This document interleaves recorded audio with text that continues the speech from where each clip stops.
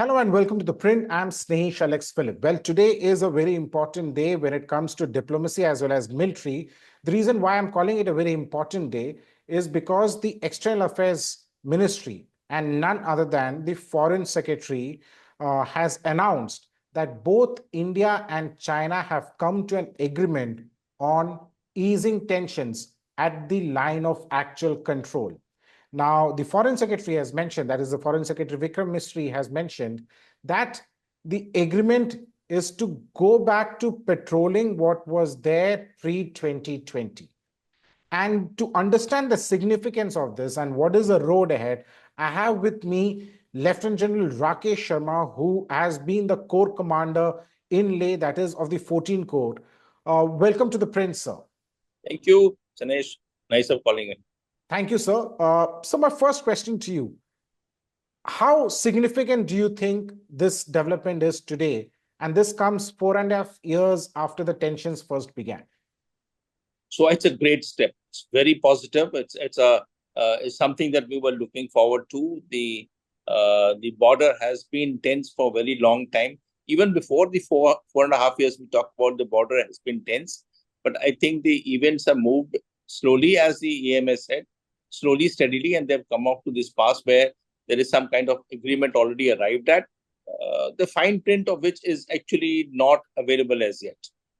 Absolutely. The fine print, as they say, the devil always lies in the detail. Yeah. So, this is something that China has been really wanting, in the sense that China wanted to normalize its relations with India, saying that, let's leave the border issue aside. We will continue working on it, but let's other things develop, which is business, Chinese investment in India. But India has always been clear that you need to first resolve the border issue. When I say border issue, I mean the tension since 2020, and then we can talk about other things. Do you think this was a good strategy to follow, sir? No, I think a trend was changing since the economic survey came out. In month of July, when the economic survey came out, there was a mention there that there should be an increased FDI. Yeah. And despite whatever we've been saying, the economic interaction or interdependence or the trade thereof has been steadily increasing. Absolutely. And the dependencies were actually, it was clear that it's not easy to get out of them. Even de-risking was a difficult phenomena. So we knew that the supply chains, and because the largest manufacturing powerhouse of the world and the second largest economy, it's very difficult to de-link from China. So, let's come to that particular fact, important issues. Now, on the border, the tensions were there. See what the Chinese did in 2020 was absolutely different what the Chinese have been previously been doing across on the borders. They have created tensions earlier, but what they did in 2020 was coming to multifarious points, brought divisions across into these areas, brought divisions in these areas and placed them behind to protect themselves. And what they did was, and then they did not accept any protocols, any CBMs, any agreements that have been signed over 1993 to 2013. So it was, if nothing, it was earth-shaking what they did in 2020. And it was premeditated. It is not that it happened suddenly. This would have taken months altogether to do so. Therefore, the intention of the Chinese was that they lulled us into some kind of discussions that was happening in various fora, and then provoked us in a manner that they denied us patrolling rights over a large frontage. So 2020 was nothing that had happened previously at all. Now, after 2020, we know 21 rounds of the Corps Commanders talks, and the WMCC, I think, has met 16 odd times after 2020, 31 times total, but they met 15, 16 times afterwards, and it has been painstaking, as EMS said. The discussions were not easy. They were very difficult, very painstaking, and they created something called buffers. Now, many of us have written, I've also written myself, that buffer is not a long-term solution. It, instead of having a line of actual control, creates a belt of actual control of largest area. And, to monitor it, to verify it, and to make sure that they don't infringe it. in an environment of total mistrust. See, while there were talks on at a level, but on ground between troops, there was mistrust. There was, undeniably people didn't believe is what Chinese would do. And they had also tried, if you recollect, in Yangtze and maybe other places which have not come into media knowledge. So the fact is that there is till today or till yesterday a distrust that exists on the borders, the disbelief on the existing protocols and the CBMs, and we have been denied patrolling over a large area, especially in Depsang and many other areas. So what happens today is a new leaf altogether. Now we'll have to decipher what's happening. So, while Defense Minister Rajnath Singh earlier, last month, he had mentioned that the government is positively optimistic, cautiously optimistic, right? He used the term cautiously optimistic. Yeah. But when I speak to the military, while the government, you mentioned about the economic survey, which talked about wanting more FDI from China, the government talks about, being optimistic about it.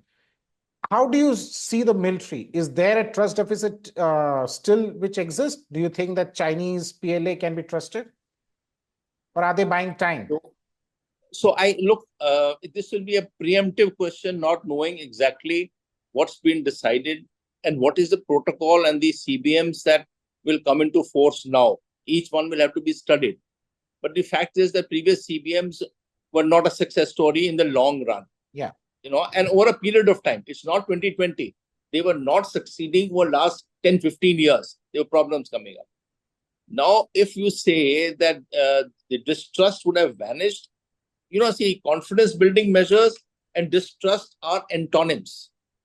So you can enter into a confidence building measure, but there is an antonym which exists on the ground called distrust. When many people say, should we go into Hindi Chini Bhai by 3.0? Is it an era of Hindi Chini Bhai by 3.0? If I was a commander on ground, I'd say, okay, all good, Bonhomme. Very good relation. This is a positive steps. But let's not relent on our posture till the time things become clearer.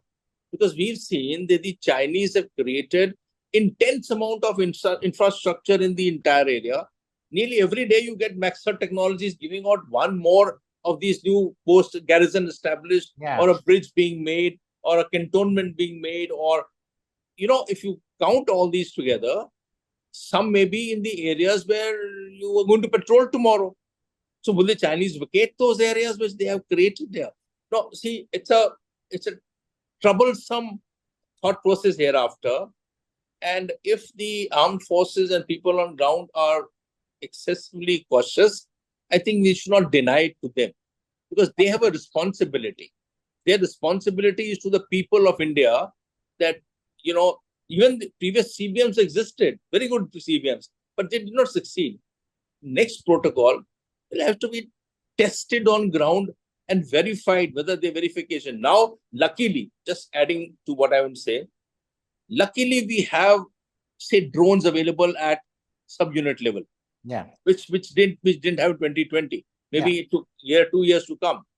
And we would be, I deem it, flying them across the areas and keeping the other areas under watch. So there is a shift into a knowledge base that existed. There would be also some kind of satellite imageries which are now focused here, which are being relayed across on the ground. Some communication being picked up. If you add all these together, so we are in a comparatively better state. And, where there used to be scanty forces, now there are 5-6 times the quantum of force reached in the entire areas, and the infrastructure developed. I think we have the resilience now to withstand, which resilience probably didn't exist 4 years ago. So to say that they can go in for confidence building measures and let's see, we must work to this end to bring peace on the borders. Why should two civilizational states fight when you have both developing nations and you should focus to the socio-economic development of your peoples? But having said that, Viksit Bharat and Surakshit Bharat are wheels of the same chariot. I completely agree with you on that. So, my one last question to you I remember having gone to Ladakh in 2019 and all, before the standoff began. And then I was in Ladakh 2 months back. The kind of change in terms of infrastructure that I've seen is just amazing. I've written about it. I've done videos also in kind of the military preparedness that has been there since 2020. The fact is that I don't write or report on more than half of the things that I've seen myself there, right? So I keep saying that what China did to India in 2020 was a favor.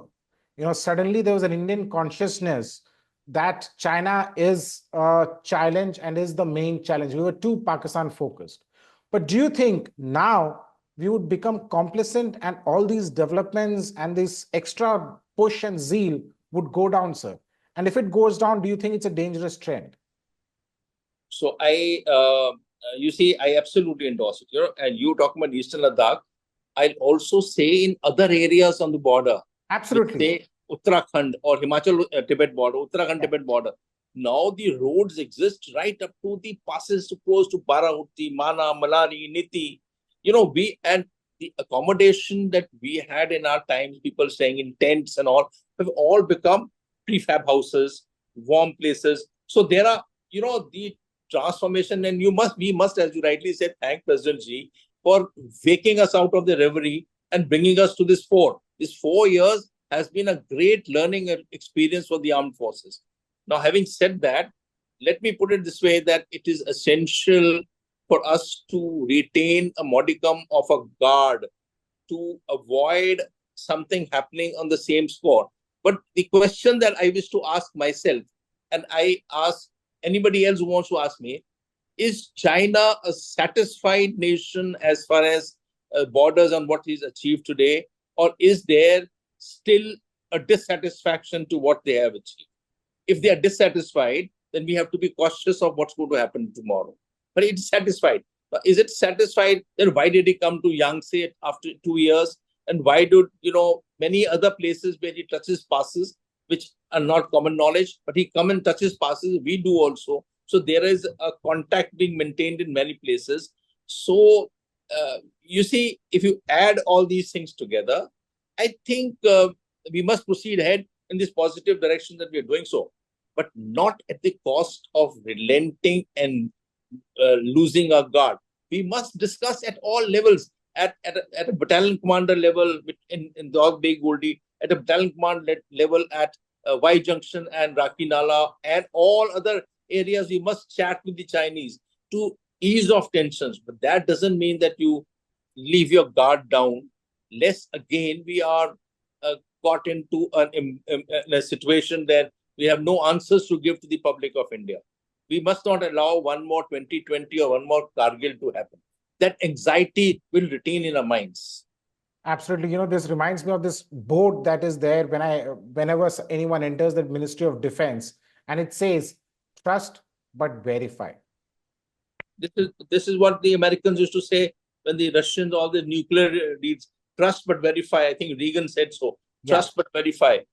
I would say verify. Trust if you wish.